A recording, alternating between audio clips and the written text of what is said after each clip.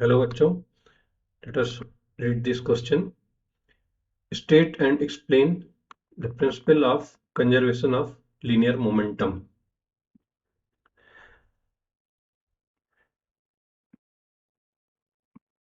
तो बच्चों जैसा कि हम देख सकते हैं इस क्वेश्चन में इन्वॉल्व की concept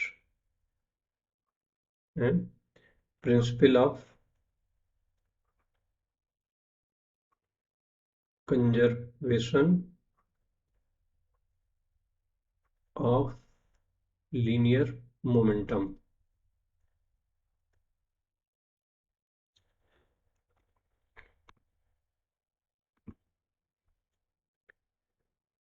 conservation of linear momentum को हम डिफाइन कर सकते हैं if the net external force on a system is zero, then the linear momentum of the system remains constant or conserved। अगर किसी सिस्टम का टोटल एक्सटर्नल फोर्स जीरो है तो उसका लीनियर मोमेंटम जो है वो कांस्टेंट रहेगा, जो भी इनिशियल मोमेंटम होगा वो भी फाइनल मोमेंटम दोनों इक्वल होगा।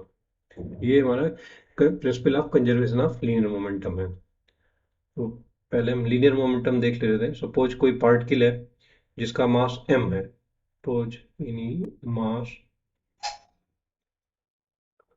Of any particle is m and velocity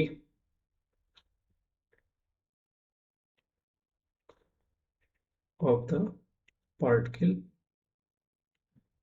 equal to v, then का लीनियर मोमेंटम डिफाइंड होता है linear momentum of the particle that is p equal to mv।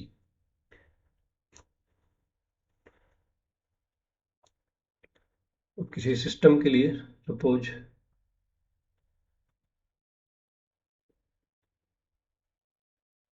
there is a system consisting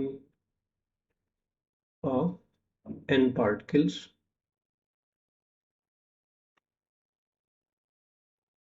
of masses। Particle का मास है m1 m2 mn and velocities v1 v2 and vn। तो ये एक system है जिसमें n particle हैं, तो सारे पार्टिकल का मास m1 m2 mn इस तरह इंडिविजुअल पार्टिकल के मासेस और इंडिविजुअल पार्टिकल की वेलोसिटीज हैं v1 v2 लेके vn है। फिर इसका अगर मोमेंटम लिखने क्या होगा तो linear momentum of the system p होगा सारे पार्टिकल को मोमेंटम का वेक्टर एडिशन हो जाएगा, वो m1 v1 plus m2 v2 plus n particle है तो ये mn vn। इस सिस्टम का लीनियर मोमेंटम हो जाएगा। Now if x f external is zero, अगर सिस्टम पे कोई भी एक्सटर्नल फोर्स नहीं वर्क कर रहा है या total sum of the vector sum of all the forces acting is zero, then हमारा f एक्सटर्नल जीरो हो जाता है। तो इस केस में हम सेंटर ऑफ मास के कॉन्सेप्ट से देख सकते हैं कि अगर कोई भी सिस्टम ऑफ पार्टिकल है तो उसको हम रिप्लेस कर सकते हैं एक सिंगल पार्टिकल से, जो कि सेंटर ऑफ मास पे लोकेटेड है और जिसका मास, उस सिंगल पार्टिकल का मास सारे पार्टिकल के मास को ऐड करके उसके इक्वल होता है। और उस कंडीशन में हमारा F external equal to M into A com है। ए कॉम है, एम है हमारा mass of all particles taken together. तो इसको अगर हमारा एन पार्टिकल है तो मास ऐड होके हमारा प्लस एम एन ये हो जाएगा। And A com